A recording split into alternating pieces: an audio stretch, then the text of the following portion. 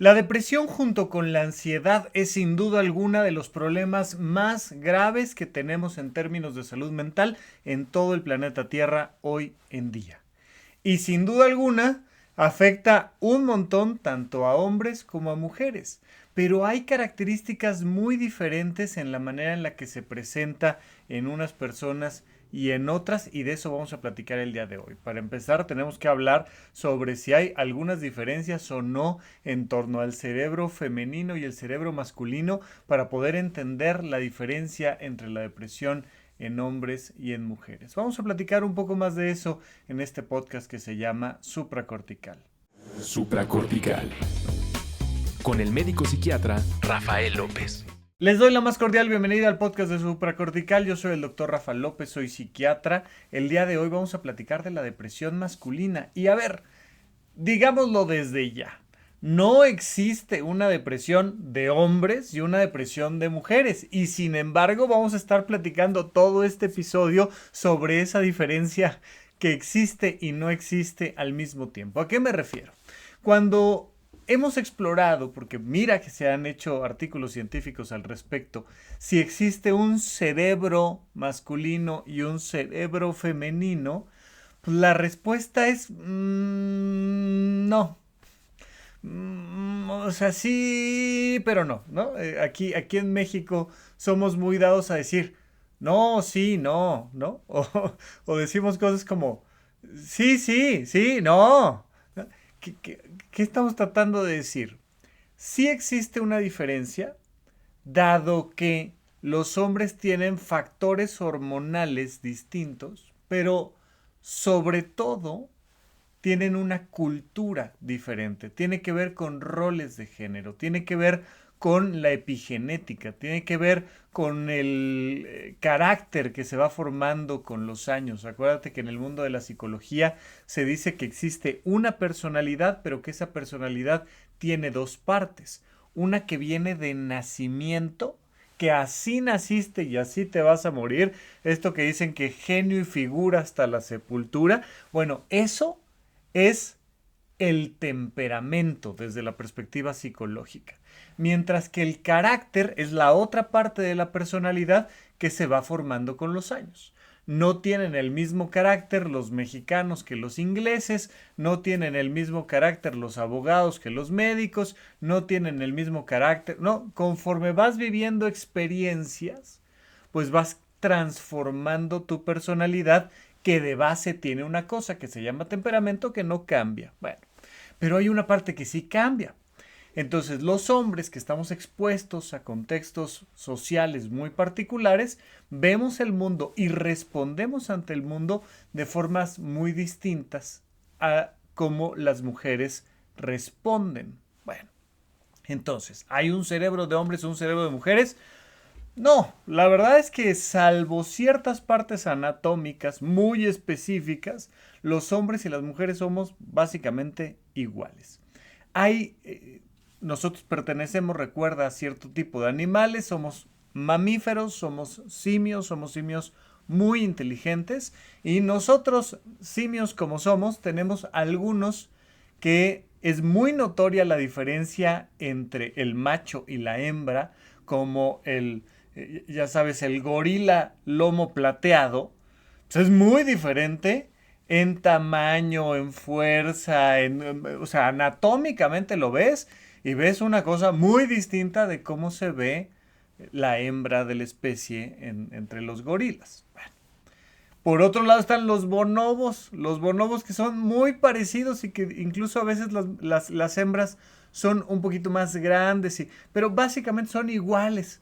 Te cuesta mucho trabajo diferenciar a un macho adulto bonobo de una hembra adulta bonobo. Los seres humanos estamos un poquito a la mitad.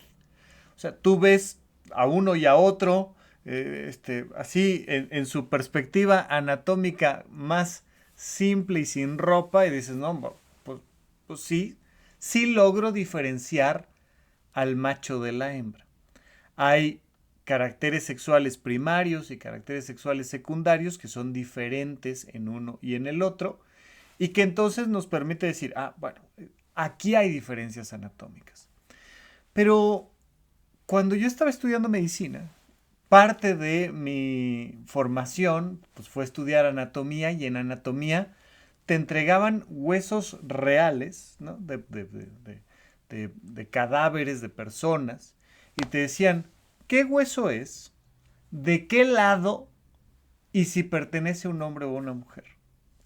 Y entonces pues, te entregaban un pedazo de hueso y tú dices, esto es un fémur, o esto es una rótula, o esto es una costilla, o esto es, ¿no?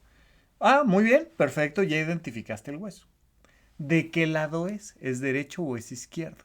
Y entonces, pues tú conoces más o menos la anatomía y dices, claro, es que por estas características, este hueso, ¿no? Aquí se ve como el olecranon se articula de esta manera, o como el acromion, o como la cara vascular que va para abajo, y entonces, ¿no? Y entonces más o menos te puedes enterar de si es una costilla del lado derecho o del lado izquierdo, ¿no? Tenemos nuestros pares de costillas, y entonces tú puedes decir, esta es una costilla derecha. Perfecto, ok, muy bien, vas muy bien.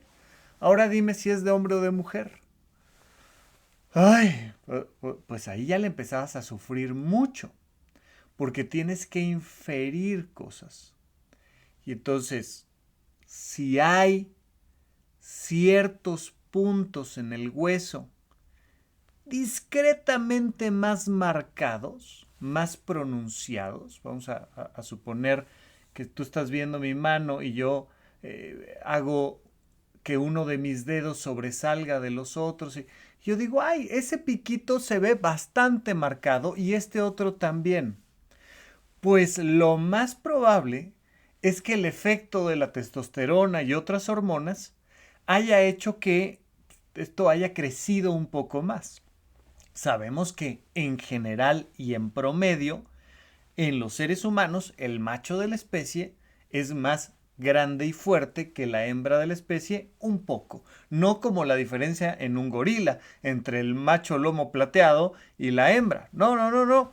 Pero sí hay una diferencia. En general, si tomas al mismo grupo poblacional, la mayoría de los hombres va a ser unos centímetros más alto, va a ser unos kilos más pesado, va a ser un poco más fuerte que las hembras. Pero el tema es que dentro de los seres humanos hay hembras que son más altas, más fuertes y más capaces que ciertos machos de la especie humana. Entonces, bueno, cuando agarras el hueso dices, pues yo creo que es de una mujer o yo creo que es de un hombre. Bueno, pues ya, eso ya no contaba tanto. Te decían, no, no, mira, es de una mujer o es de un hombre, tal, tal, tal. Pero básicamente si tú observas el esqueleto de un ser humano, si observas los músculos, si observas el tubo digestivo, o sea, prácticamente sería imposible tomar un pedazo de intestino delgado y decir, a ver, esto es de hombre o de mujer, ¿no? Con el cerebro pasa lo mismo. Tú agarras un cerebro y otro y anatómicamente dices, pues es la misma cosa. Claro, los hombres somos un poquito más grandes, tenemos un cerebro un poquito más grande. Las mujeres tienen un cerebro un poco más pequeño, pero más interconectado en general.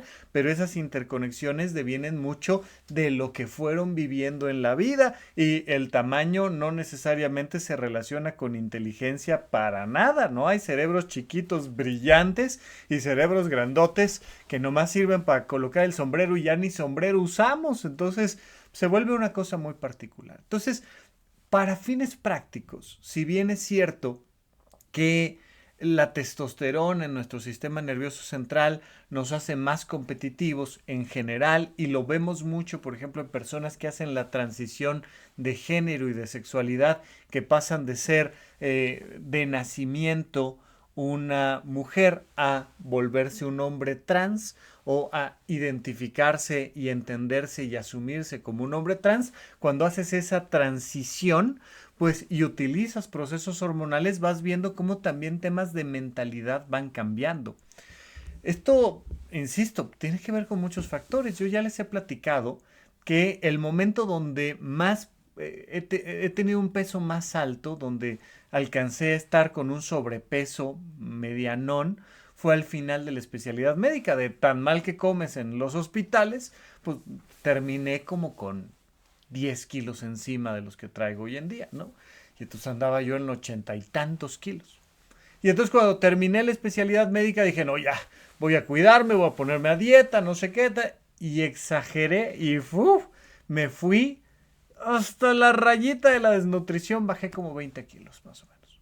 Y recuerdo muy claramente cómo el bajar de peso modificó mi psicología, porque entonces ya cuando andaba yo en lugares concurridos, iba a ir a ver un partido de fútbol o me metía al metro o andaba cerca de multitudes, yo ya me sentía mucho más frágil, sentía una fragilidad física que devenía de que mi tamaño se había reducido y que yo estaba cerca de cerca de la desnutrición y entonces me sentía yo ya frágil. Pues por supuesto que se ha observado cómo hay impactos psicológicos importantes cuando tienes una estatura u otra. Y entonces las mujeres que normalmente tienen una estatura más baja, impacta eso en su autoestima y su autoconcepto. Y el simple hecho de que otra persona tenga una estatura más alta, que hay mujeres muy muy altas y sabrán que eso tiene implicaciones en relaciones de pareja y en un montón de cosas, pero la estatura transforma tu manera de entender el mundo. Entonces, sí hay diferencias entre el cerebro masculino y el cerebro femenino por temas genéticos, hormonales y de experiencias vitales a lo largo de la vida. Pero, sin duda alguna, la mejor respuesta es decir, no hay un cerebro masculino y un cerebro femenino. No existe eso. Sin embargo, sí vemos diferencias en cómo se presenta un cuadro de salud mental, particularmente hoy hablando de la depresión. Pero hay características muy claras que sobre todo tienen que ver con cosas culturales entre la depresión masculina y la depresión femenina. No existe en el DSM-5, no existe en el CIE-11, no existen los grandes manuales diagnósticos una depresión de hombres y una depresión de mujeres. Eso no existe. Sin embargo, en la práctica hay cosas que tenemos que poner atención. ¿Y por qué estamos platicando de esto? Pues porque a mí lo que más me interesa es la prevención.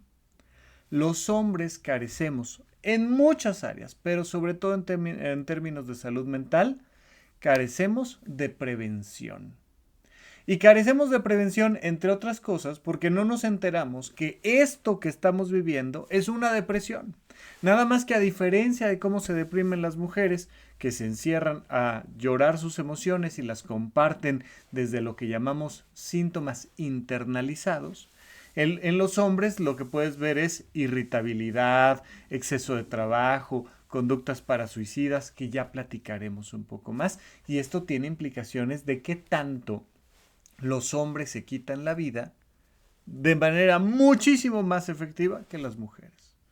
Las mujeres tienen muchísimo más diagnóstico de cuadros depresivos, pero en términos de suicidio se suicidan mucho menos que los hombres. Esto, de nuevo, no es que realmente exista una depresión masculina y una depresión femenina, pero sí la manera en la que normalmente en la sociedad presentamos los síntomas nos hace muy importante hablar de una cosa o de la otra. Pero platiquemos un poco más después de un pequeño corte. Supracortical. Estamos de regreso platicando sobre la depresión masculina y, de nuevo, insisto, no existe una depresión de hombres y una depresión de mujeres. No existe, pero sí se presentan habitualmente de maneras distintas. Por supuesto, va a haber mujeres que se presenten con más síntomas externalizados, como normalmente lo hacen los hombres, y al revés. Primero, volvamos a aclarar estos términos. Cuando tú tienes un cuadro de depresión, vas a presentar síntomas. Lo consideramos una enfermedad, un trastorno, porque construye un grupo de síntomas que tienen una característica semejante. Todos nos hablan de la depresión, de la tristeza, y empiezas a disfuncionar por esos síntomas. Hay síntomas hacia adentro, internalizados, y síntomas hacia afuera, externalizados. Normalmente, no de manera exclusiva, pero normalmente las mujeres presentan muchos más síntomas internalizados. Me siento triste, estoy pensando que todo va a salir mal, se me va la energía, me dan ganas de llorar, lo comparto con otras personas y entonces digo, no, es que no sabes, amiga, fíjate que, y me pasa esto y tal. Y te comparten su mundo emocional y lo que está mal en el mundo, más que allá afuera, es acá adentro.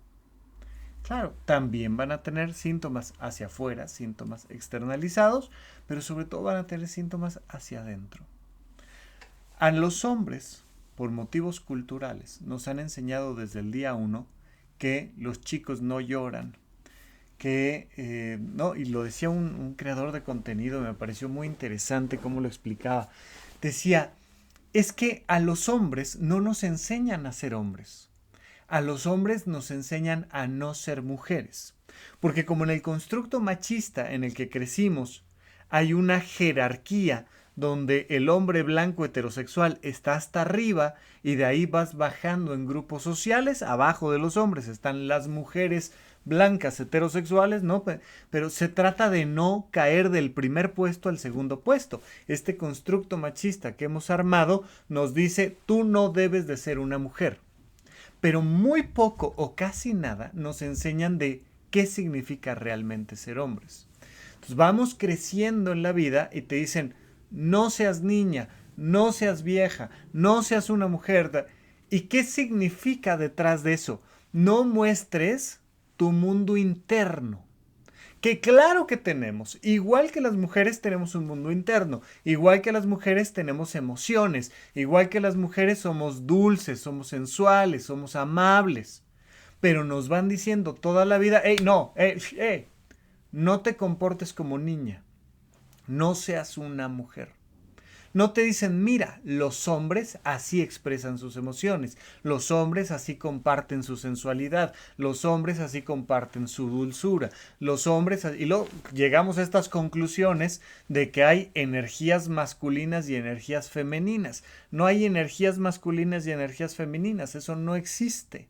Lo que pasa es que a las mujeres sí se les permite expresar esta parte amable, dulce, cariñosa, sensual, sencilla, estética, higiénica. Y yo me acuerdo desde niño, ya lo escucho muy poco, ya después de 40 años se ha ido perdiendo esto, pero te decía, ¿no? Los hombres tienen que ser las 3 Fs, feo, fuerte y formal. O sea, hay que ser feo, porque pues, los hombres somos feos, ¿no? ¿Cómo?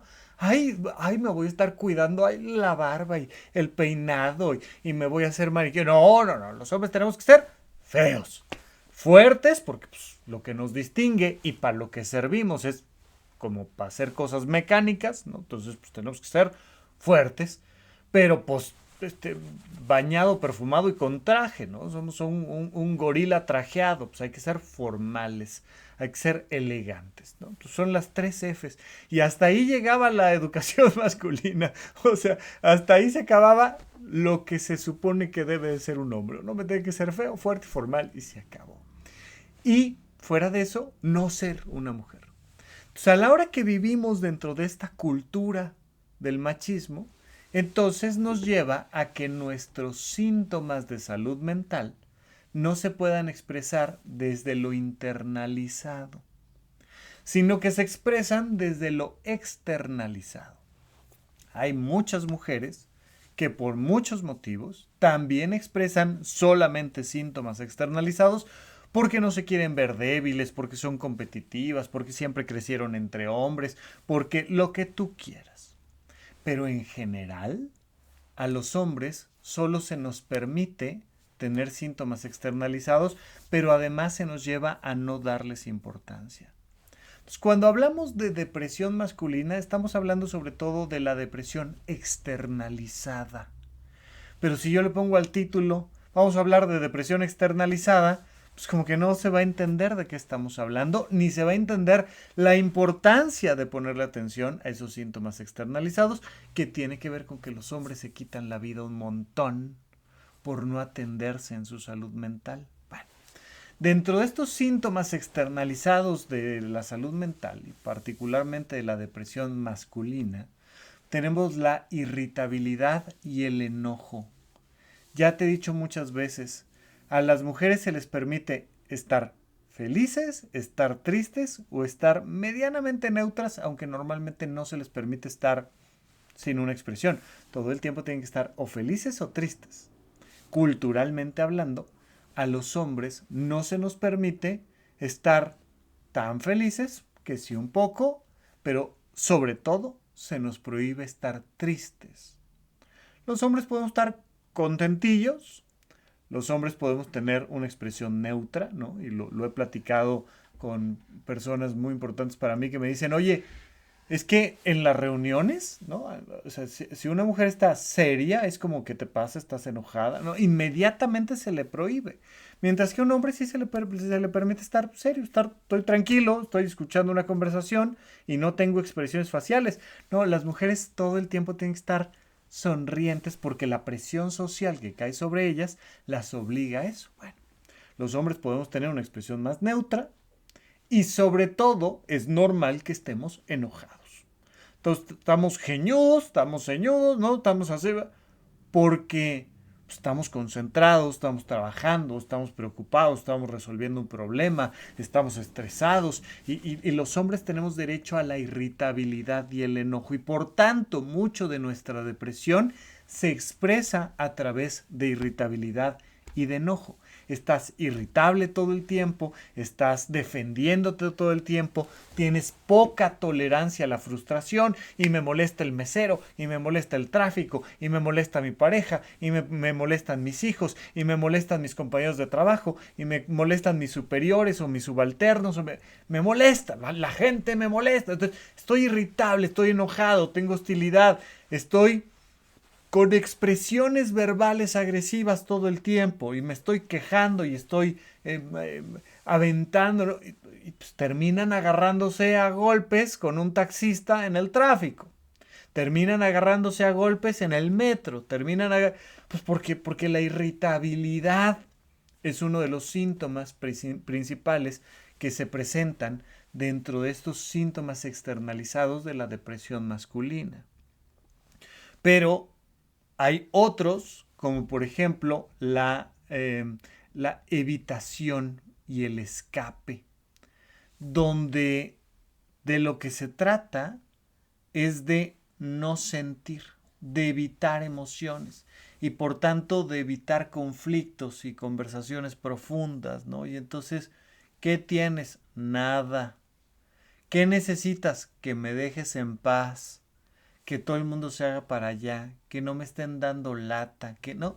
Y entonces voy evitando, voy aislándome, voy alejándome de conversaciones y voy entonces buscando experiencias de placer más inmediato, que es parte importantísima del escape y de la evitación.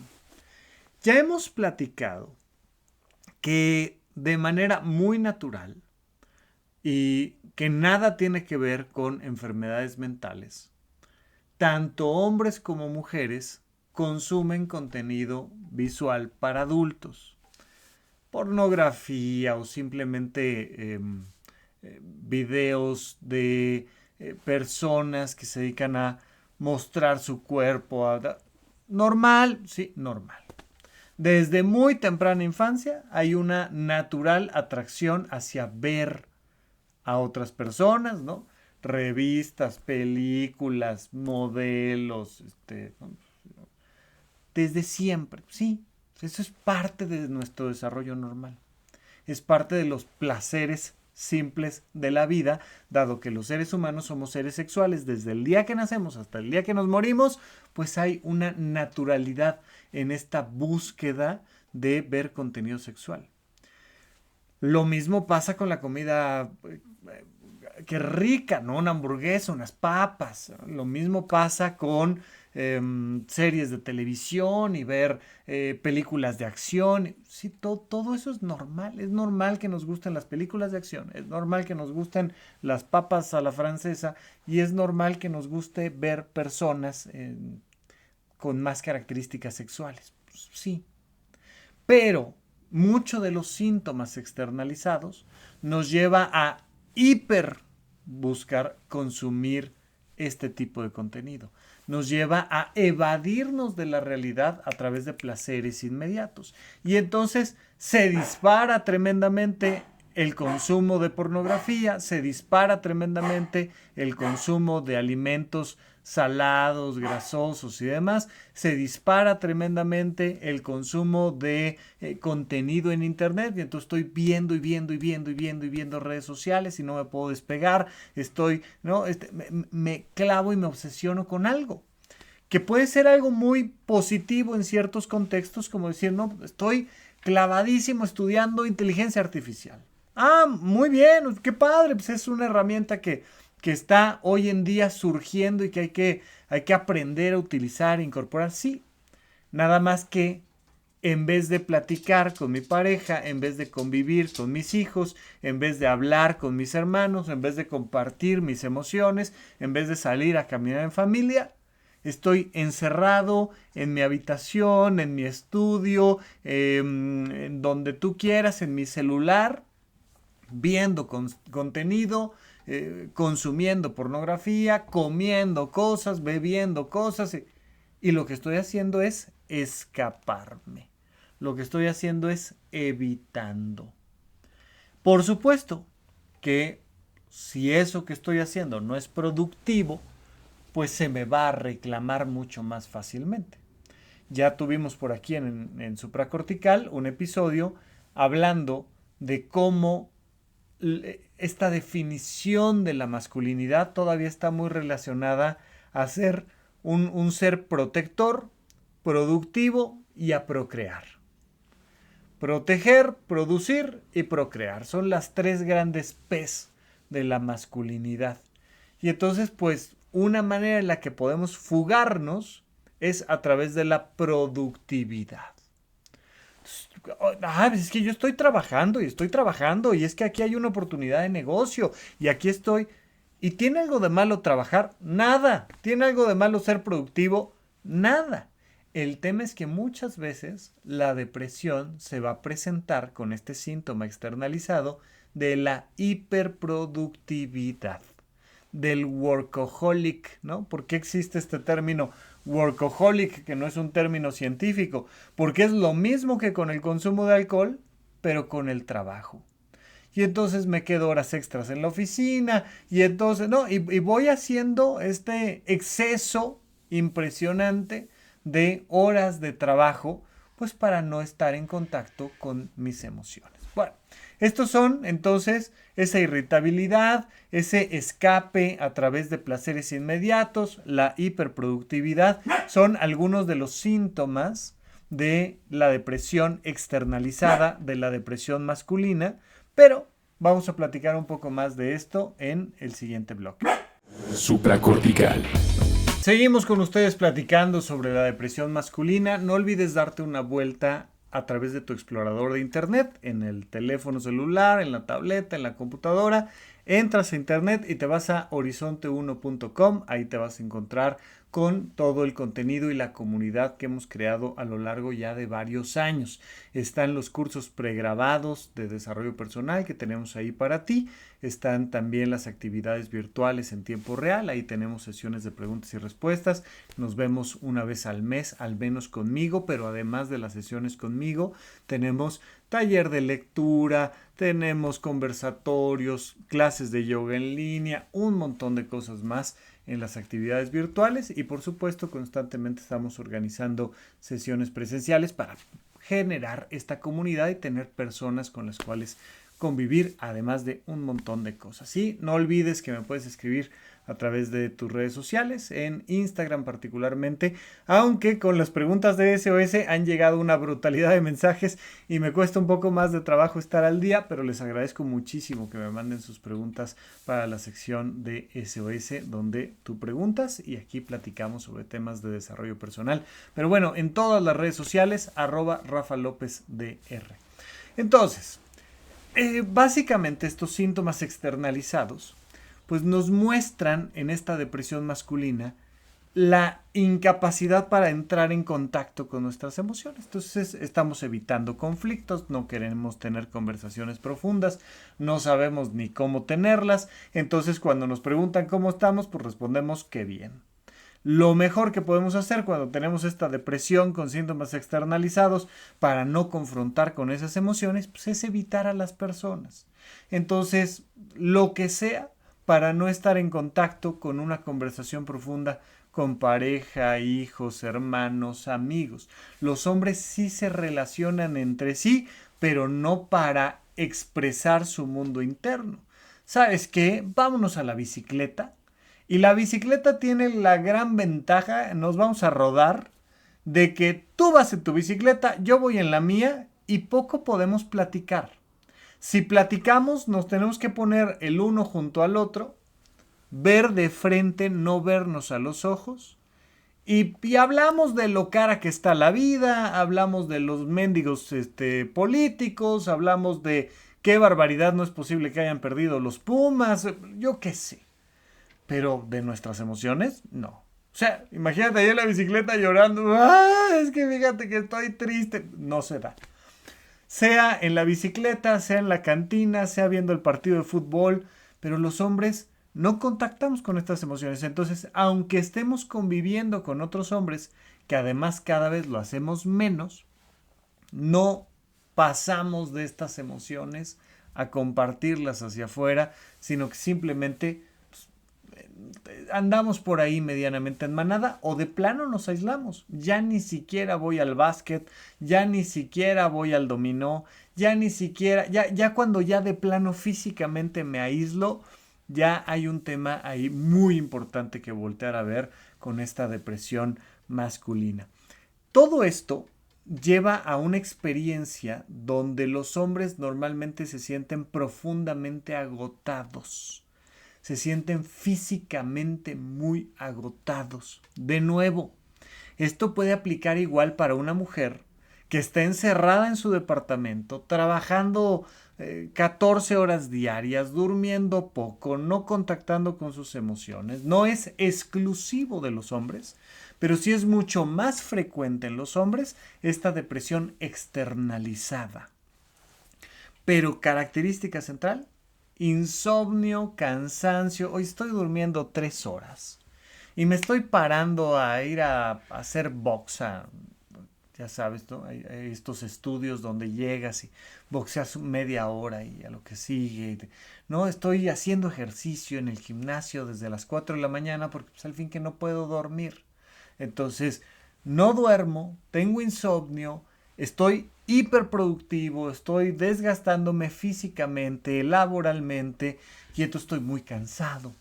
Se me empiezan a notar signos de cansancio, de agotamiento físico, esta depresión masculina que se enfrenta mucho a esta incapacidad de expresar emociones y por tanto simplemente me voy desgastando.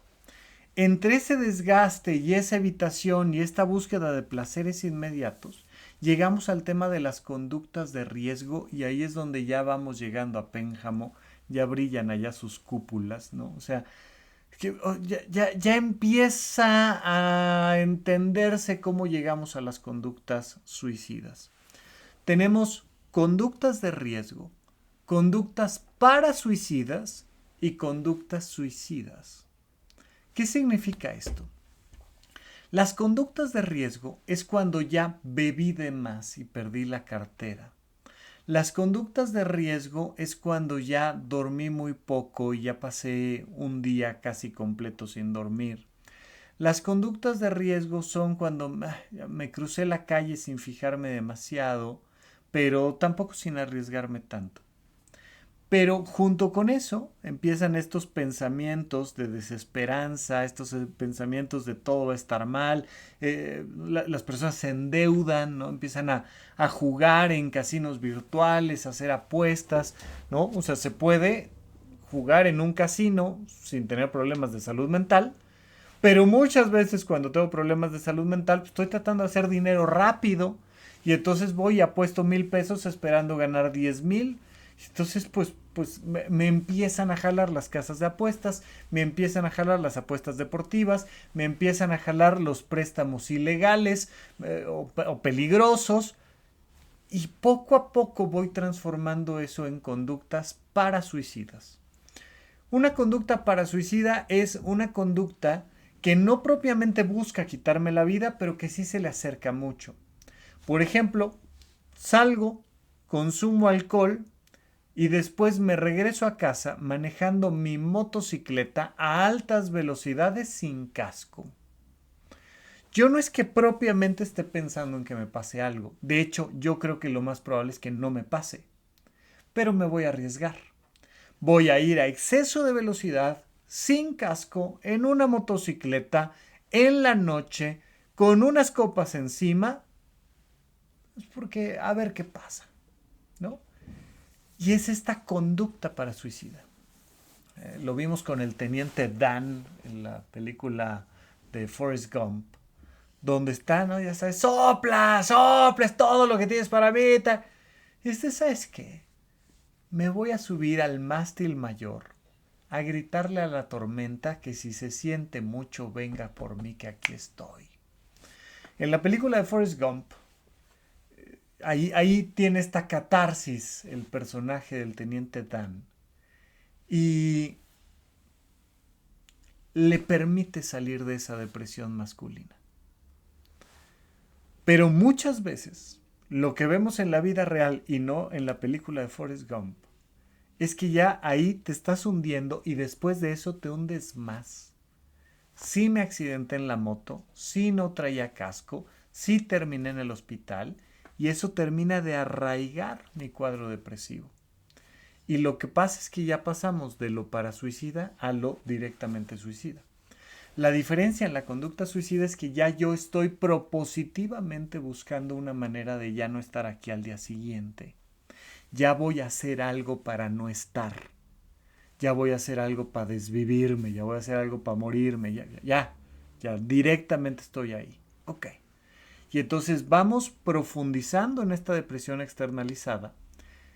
Como uno de los síntomas claros de esta depresión externalizada es la evitación. Por supuesto que no voy a ir a terapia, por supuesto que no voy a ir con el psicólogo o con la psicóloga, por supuesto que no voy a ir a una consulta psiquiátrica, por supuesto que no me voy a tomar un antidepresivo, por supuesto que no voy a pedir ayuda. Déjenme en paz, yo lo que necesito es descansar y trabajar, y descanso muy poco y trabajo mucho, y entonces se va profundizando la depresión, hasta que un día te enteras que la persona hizo un intento suicida y lo logró. En el Instituto Nacional de Psiquiatría, en México, mientras yo me formé como especialista y estuve rotando en las diferentes áreas, pues de las primeras cosas que te enteras es que hay 5 áreas para hospitalizar personas en el Nacional de Psiquiatría. 4 de ellas son para mujeres y una es para hombres. ¿Por qué? Porque las mujeres, igual que los hombres, se deprimen, pero las mujeres presentan más síntomas internalizados y piden ayuda, piden mucho más ayuda. Las mujeres también se suicidan, también han incrementado en tasas de suicidio en etapas tempranas de la vida, adultos jóvenes, y las mujeres se han ido poniendo en muchas áreas a la par de los hombres. Pero hasta la fecha sigue habiendo una diferencia clara de cómo los hombres hacen menos intentos suicidas porque más fácilmente lo logran, mientras que las mujeres hacen mayor cantidad de intentos, les cuesta más trabajo emocionalmente arriesgarse y entonces pues, la testosterona y la falta de atención hace que ¡pop! Te avientes hacia métodos muchísimo más violentos, muchísimo más cruentos, pensando mucho menos en quién te va a encontrar. Es una característica bien interesante de los intentos de quitarse la vida que tienen las mujeres contra los hombres. Las mujeres, decía por ahí una creadora de contenido, siempre tienen un narrador externo. Las mujeres siempre se están viendo a sí mismas, aún llorando solas en una habitación, dicen, ¿cómo me veré yo aquí? Llore y llore en el cuarto. Como que siempre hay una cámara desde fuera que las ve. Dicen, las mujeres tenemos este narrador externo siempre que nos hace ponernos a pensar cómo nos vemos comiendo esto, cómo nos vemos con estas uñas, cómo nos vemos llorando solas en una habitación, cómo nos vemos teniendo un encuentro sexual y somos performáticas, decía esta creadora de contenido, o sea, hacemos cosas para que nos vean Porque toda la vida nos han enseñado de, ay, mírate cómo te ves, ¿no? Y esta frase de calladita te ves más bonita, que refuerza esta cultura de que a las mujeres se les ve. Y los hombres no tenemos, sí tenemos este narrador externo, pero no tenemos tanto arraigado en nuestra psique este narrador externo y no nos lleva a modificar tanto nuestra conducta. No decimos, mira, ¿cómo me veré yo aquí trepado bajando la pelota? No estoy bajando la pelota del techo que se nos voló. Y no me estoy preguntando cómo me veo pisando las flores de Doña Carmelita. No lo pienso. Sí, lo que tengo que hacer es el objetivo de bajar la pelota. Ya si pisé las flores, si no pisé las flores, si cuando bajé la pelota estaba yo todo sucio de lodo o no, si me raspé o no me raspé, o me despeiné o no me despeiné, no nos preocupa tanto porque este machismo no nos lleva a tener siempre este narrador externo encima. Bueno, pues eso llega hasta el extremo de quitarme la vida. Y entonces una mujer dice, no, ¿cómo me van a encontrar? ¿Cómo me voy a ver aquí? Sin vida, en latina, no, ¿sabes qué? Vamos a dejar todo acomodadito, una cartita, las uñas pintadas y utilizan métodos más amables para quien llegue y me encuentre. No me van a encontrar ahí desparramado, no. Y en los hombres no lo pensamos tanto. Entonces simplemente es, ay, no pensaste que tu mamá te iba a encontrar, o no pensaste que ibas a afectar a todas las personas que se trasladan en metro en la Ciudad de México. ¿No lo pensaste? No. O sea, así como bajé la pelota, así llegué y me aventé a las vías. Y ya está, ¿no? Y entonces es muy importante entender que estos síntomas externalizados se convierten en evitación emocional, en agotamiento y en acciones impulsivas que llegan a lo parasuicida y eventualmente a la conducta suicida. Seguimos teniendo un problema muy serio. Por tanto, la recomendación es tratar de frenar y pedir ayuda lo antes posible. Entender que me va a costar trabajo porque naturalmente lo que quiero es evadir el conflicto. Pero que es importantísimo que no lo haga. Es importantísimo poder pedir ayuda. Es importantísimo, sobre todo, entender la irritabilidad, la hiperproductividad y el distanciamiento emocional como síntomas cruciales de la depresión masculina para poder atenderlos con un profesional de la salud mental. La intención es incrementar la prevención de los cuadros graves de depresión en hombres, pero necesitamos que a alguien se le ocurra que es una buena idea ir y pedir ayuda mucho antes de llegar a esas conductas graves. Entonces, bueno, pues hasta aquí nuestra temática del día de hoy de la depresión en hombres, sobre todo de esta depresión con síntomas más externalizados que internalizados. Yo soy el psiquiatra Rafa López, este es el podcast de Supracortical. Recuerda que lo puedes encontrar también en YouTube y en audio en todas las plataformas de podcast, y tú y yo seguimos platicando en otra ocasión. Muchísimas gracias y hasta la próxima. Quiero darte las gracias por escuchar Supracortical y sobre todo por suscribirte y seguirme donde sea que estés escuchando este programa, y así te puedes enterar todo el tiempo de nuestros próximos estrenos.